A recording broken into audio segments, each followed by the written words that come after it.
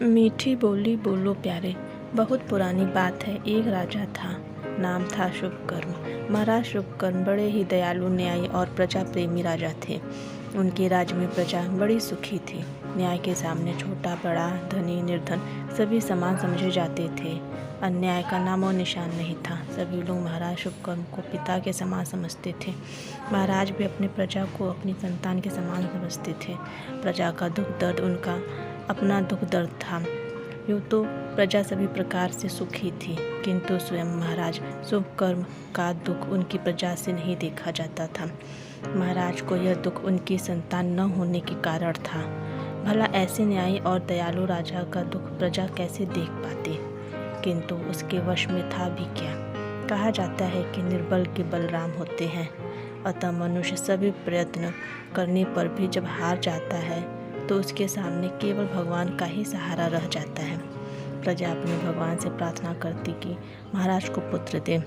प्राप्ति के लिए जिसने जो कहा वही किया।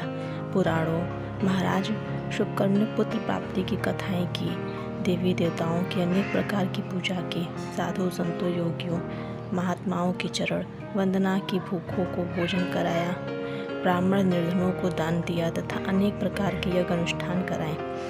इन कार्यों को करते हुए एक लंबा समय बीत गया, परंतु महाराज ने धीरज नहीं छोड़ा। इसके बाद वह तीर्थों की यात्रा पर निकल पड़े। साल भर बाद जब वह तीर्थ यात्रा से लौटे तो उनकी प्रजा प्रसन्नता से पागल हो उठे। नारों और जय जयकार से आकाश गूंज उठा। महाराज शुभकर्म की जय, महाराज का यश अमर रहे, महाराज शीघ्र पुत्र का मुँह देखें, हमारे महाराज को शीघ्र पुत्र लाभ हो। कहते हैं भगवान बड़ा दयालु है, उसके यहाँ देर भले ही हो जाए परंतु वह देर नहीं होता। यह राजा या प्रजा की प्रार्थनाओं का प्रभाव था, अथवा संयोग की प्रजा को शीघ्र ही एक शुभ सूचना सुनने को मिले। महारानी माँ बनने वाली हैं। इस समाचार का मिलना था कि प्रजा की खुशी का कोई ठिकाना न रहा।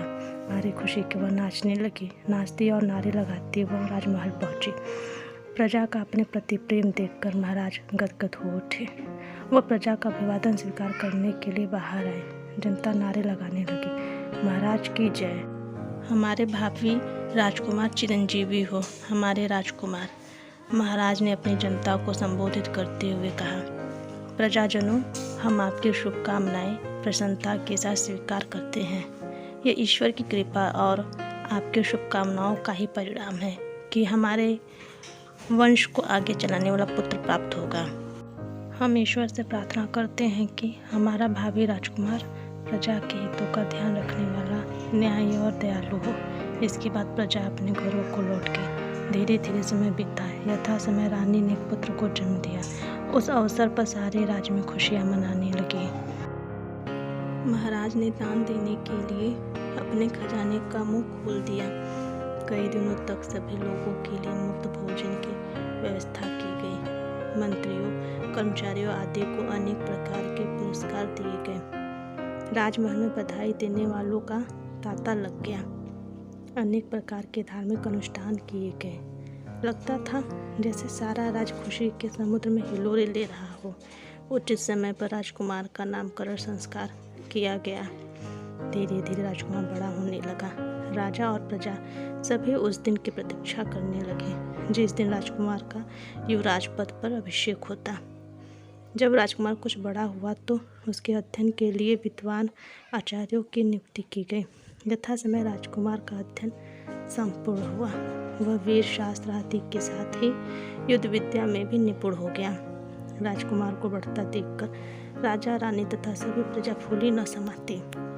उन्हें आशा थी कि राजकुमार अपने पिता के समान ही दयालु, परोपकारी और न्यायपरायण होगा, किंतु उनकी ये सभी आशाएं धूल में मिलती नजर आने लगी। राजकुमार अत्यंत कठोर स्वभाव का और हठी हो गया।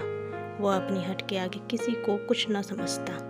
उसे किसी के अपमान की चिंता न रहती। किसी से मधुर व्यवहार करना तो उसने सीखा ही नहीं था। एक बार एक विचित्र घटना घट गई। प्रधानमंत्री असहाय दरिद्र प्रजा की फरियाद सुन रहा था। लोग उसे घेर कर खड़े थे। सभी अपनी अपनी समस्याएं उनके सामने रखते। प्रधानमंत्री उन्हें ध्यानपूर्वक सुनते और उनकी समस्याओं के समाधान का उपाय सुझाते। तभी राजकुमार घोड़े पर सवार होकर वहां से निकला। सभी ने उसे प्रणाम किया, किंतु राजकुमार ने इसका कोई उत्तर नहीं दिया। वह प्रधानमंत्री से पूछने लगा, प्रधानमंत्री जी, यह क्या हो रहा है? युवराज, ये लोग असहाय हैं। दुखियों की सहायता करना प्रत्येक मनुष्य का कर्तव्य है और हमारे महाराज की भी यही आज्ञा है कि यदि कोई भी दुखी व्यक्ति मिले तो इसकी अवश्य सहायता की जाए। राज दरबार में आकर कोई भी निराश न जाने पाए। प्रधानमंत्री जी ने कहा, प्रधानमंत्री जी, इन मूर्खों की सहायता करना व्यर्थ है। यदि इसी प्रकार इनकी सहायता की गई तो राज्य का सारा धन समाप्त हो जाएगा। किंतु राजकुमार, दुखियों की सहायता करने से राजा का कल्याण होता है और मैं यह सब महाराज की ही आज्ञा से कर रहा हूँ। रहने दीजिए प्रधानमंत्री जी, हमें कुछ नहीं सुनना। लगता है आप राजकोष को खाली कराकर ही दम लेंगे। भगाओ इन लोगों को यहाँ से और कह दो कि फिर कभी न आए। राजकुमार की इन बातों को सुनकर सभी लोग वहाँ से चले गए। यह देखकर प्रधानमंत्री जी को भारी दुख हुआ। यह सूचना राजा के पास पहुंची। इससे राजा को अत्यंत चिंता हुई। वह नहीं चाहते थे कि उनका राजकुमार इस तरह का कठोर और संकीर्ण विचारों का हो। उन्हें बड़ी निराशा होने लगी। इसके बाद राजकुमार को कठोरता घटनाएं दिन प्रतिदिन बढ़ने लगी। प्रजा राजकुमार से घृणा करने लगी। राजा निश्चित नहीं कर पा रहे थे कि उन्हें क्या करना चाहिए। अतः उन्होंने इस विषय में अपने मंत्रियों की सलाह ली और उनकी सलाह पर बड़े बड़े विद्वानों, साधुओं, महात्माओं आदि को बुलाया गया। महाराज ने उन सबके सामने अपनी समस्या रखी और कहा, हम आप सभी लोगों से प्रार्थना करते हैं कि हमें बदनाम होने से बचा लो। हमें यह आशा न थी कि हमारा उत्तराधिकारी हमारी प्रजा को दुखी करेगा। इस विषय में जो भी व्यक्ति कुछ कहना चाहे बिना किसी भय संकोच के कह सकता है। सारे दरबार में सन्नाटा छा के लोग एक दूसरे के चेहरे देख रहे। किसी में इतना साहस नहीं था कि वह कठोर और घमंडी राजकुमार को सही रास्ते पर ला सके। इससे राजा को और भी अधिक निराशा हुई। ठंडी सांस लेते हुए बोले, तो क्या इसका अर्थ हम यह समझे कि हमारे राज्य में कोई भी ऐसा व्यक्ति नहीं है जो राजकुमार को सही रास्ते पर ला सके, हमें बदनाम होने से बचा ले, हमारे राज्य को नष्ट होने से बचा ले? क्या सचमुच पृथ्वी विद्वानों से हीन हो गई? फिर भी कहीं से कोई आवाज़ नहीं आई। लोग उसी प्रकार एक दूसरे की ओर देखते और सिर नीचा कर लेते। निराशा में डूबे हुए महाराज ने फिर कहना प्रारंभ किया, कोई बात नहीं, हम इसे अपने भाग्य का ही दोष समझेंगे। किसी अन्य को दोष देने से क्या लाभ? शायद ईश्वर को यही स्वीकार है। इसकी इच्छा के आगे किसी की क्या चल सकती है। अच्छा, आप लोगों का बहुत बहुत धन्यवाद। तभी वहाँ उपस्थित एक साधु बोला, राजन, मैं कुछ कहना चाहता हूँ। कहिए साधु महाराज, आप जो चाहे निसंकोच कहें। राजा ने कहा, महाराज आप निराश न हो। निराश पराजय का दूसरा नाम है। यदि आप कहें तो मैं राजकुमार को सही रास्ते पर ला सकता हूँ। भगवान आप? हाँ राजन, मैं राजकुमार की आदतें सुधार सकता हूँ। यदि आपने ऐसा कर दिया तो मैं आपका यह उपकार जन्म जन्मांतर तक नहीं भूलूंगा। तो ठीक है राजन, राजकुमार को संत शिक्षा देना मेरा काम रहा। धन्यवाद भगवान। इसके लिए मुझे क्या करना होगा आज्ञा दीजिए। मैं आपके हर आज्ञा मानने के लिए तैयार हूँ। राजन, इसके लिए आपको कुछ नहीं करना है। जो कुछ करना होगा मैं स्वयं कर लूँगा, बस आप देखते जाएं। फिर भी भगवान, मुझे जानने की बड़ी उत्सुकता है। यदि आपको उत्सुकता ही है तो सुनिए। नित्य की तरह कल जब राजकुमार मृगया शिकार के लिए वन को जाएंगे तो मैं उससे पहले ही वहां पहुंच जाऊंगा। इसके आगे की बात आपको मालूम हो जाएगी। आप राजकुमार को किस तरह शिक्षा देंगे? राजन, आप धैर्य रखें और मुझ पर विश्वास करें। राजकुमार का कुछ भी अहित नहीं होगा। इसके बाद आप देखेंगे कि अब के राजकुमार और तब के राजकुमार में धरती तथा आकाश का अंतर होगा। बस आप देखते जाएं। धन्यवाद भगवान। मुझे पूरा विश्वास है कि आपको अपने कार्य में अवश्य सफलता मिलेगी। आप डूबते हुए मेरे यश को बचा लेंगे। योजना के अनुसार दूसरे दिन प्रातःकाल जब राजकुमार घोड़े पर सवार होकर वन को चल दिया तो साधु भी एक दूसरे मार्ग से शीघ्र ही जंगल पहुंच गया। वह एक स्थान पर जाकर बैठ गए। साधु को बैठा देखकर राजकुमार ने उन्हें प्रणाम किया। साधु बोले, चिरंजीवी राजकुमार, तुम्हारा यश दूर दूर तक फैले, तुम सुखी रहो। साधुओं की सेवा करना राजाओं और राजपुत्रों का धर्म है। क्या तुम मेरा एक कार्य करोगे? हाँ, क्यों नहीं भगवान, आज्ञा करें। राजकुमार ने कहा, देखो राजकुमार, मुझे भगवान की पूजा करनी है। इसके लिए सामने उस पेड़ के पत्ते ले आओ। पहले पत्ते को चबाकर देख लेना, यदि वे कड़वे हो तो मत लाना। ठीक है भगवान। कहता हुआ राजकुमार पत्ते लाने के लिए चल पड़ा। उसने जाते ही कुछ पत्तियां तोड़कर मुंह में डाली।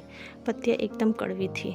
उसने उन्हें तुरंत थूक दिया। उसका सारा मुंह कड़वा हो गया। अतः वह सीधे साधु के पास आया और बोला, भगवान, पत्तियां बहुत कड़वी हैं।